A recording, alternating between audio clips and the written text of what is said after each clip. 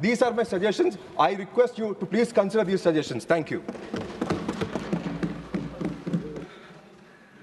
Honorable Srimati Geeta alias Chandraprabha, 10 minutes. धन्यवाद महोदया।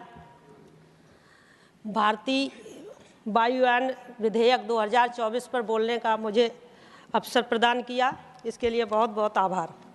माननीय प्रधानमंत्री जी के कुशल नेतृत्व में आज देश विश्व की महाशक्ति बनने की ओर अग्रसर है। पिछले 10 वर्षों में नए भारत के निर्माण हेतु सरकार द्वारा अनेकों कदम उठाए गए हैं, जिसमें भारत की आज की ज़रूरतों के हिसाब से पुराने कानून को संशोधित किया गया है।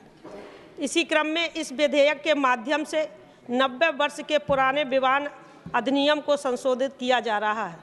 महोदया, मोदी सरकार द्वारा स्वतंत्रता से पूर्व के समय की निशानियों को हटाने हेतु 5 संकल्प तय किए गए हैं। यह विधेयक अंग्रेजों द्वारा वर्ष 1934 में बनाए गए कानून को परिवर्तित कर नए भारत की आवश्यकताओं के आधार पर नए विमानन नियमों का निर्माण किया जा रहा है। माननीय प्रधानमंत्री जी के नेतृत्व में पिछले 10 वर्षों में नागरिक उड्डयन क्षेत्र में देश में अद्वितीय प्रगति की गई है।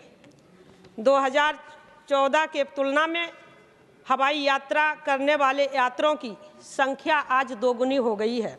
2014 में देश में हवाई अड्डों की संख्या 74 थी, जो अब दोगुनी से भी अधिक बढ़कर लगभग 157 हो गई है। महोदया, मैं उत्तर प्रदेश से आती हूँ। उत्तर प्रदेश में 2014 में केवल 6 हवाई अड्डे थे। वर्तमान में राज्य में 10 हवाई अड्डे हैं तथा राज्य के 5 शहरों में हवाई अड्डों का निर्माण का कार्य प्रगति पर चल रहा है। नोएडा अंतर्राष्ट्रीय हवाई अड्डे का परिचालन शुरू होने के पश्चात उत्तर प्रदेश देश का एकमात्र राज्य बन जाएगा जहां 5 अंतर्राष्ट्रीय हवाई अड्डे स्थापित हैं। महोदया, पिछले 10 वर्षों में उत्तर प्रदेश में भी हवाई यात्रियों की संख्या दोगुनी से अधिक हुई है। जो उत्तर प्रदेश की पिछली वित्तीय वर्ष में तुलना की गई, इस वर्ष हवाई जहाज से यात्रा करने वालों की यात्रियों की संख्या में भी लगभग 20% की वृद्धि हुई है। सरकार की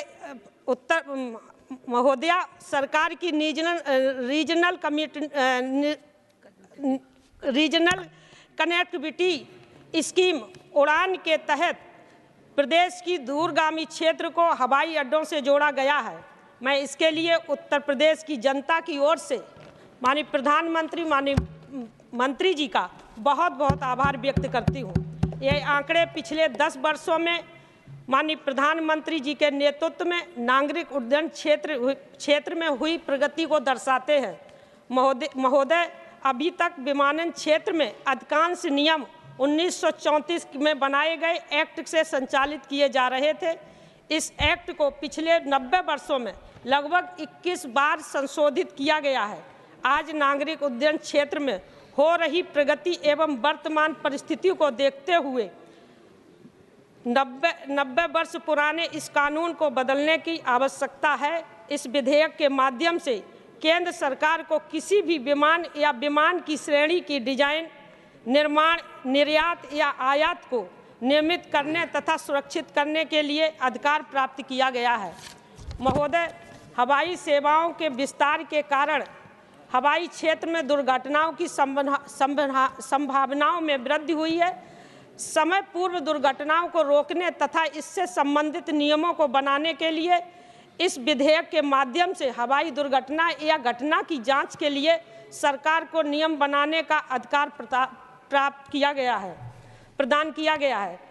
इसके अतिरिक्त इस विधेयक के माध्यम से सरकार मेक इन इंडिया अभियान के अंतर्गत विमानन क्षेत्र में देश को आत्मनिर्भर बनाने का प्रयास कर रही है। विधेयक में किए जा रहे प्रावधान देश में विमानों के निर्माण को बढ़ावा देने के साथ विमान संबंधित व्यापार को प्रोत्साहन किया गया है।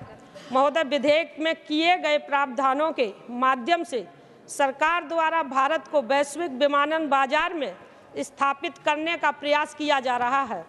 अंतर्राष्ट्रीय नागर विमान नियमों तथा मानकों के अनुरूप देश में हवाई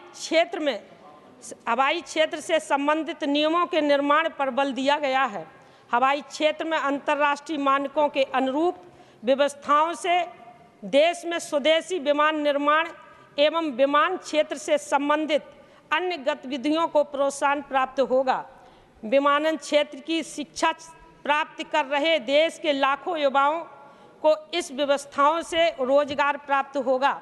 महोदय, मुझे विश्वास है कि इस विधेयक के माध्यम से विभिन्न विमानन कानूनों के बीच मौजूदा विसंगतियों को दूर किया जाएगा तथा भविष्य में देश के नागरिकों को और बेहतर हवाई सुविधा उपलब्ध हो सकेगी।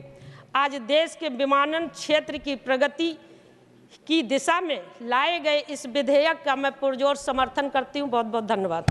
धन्यवाद, बहुत बहुत। श्री मिलिंद्र मुरली देवड़ा।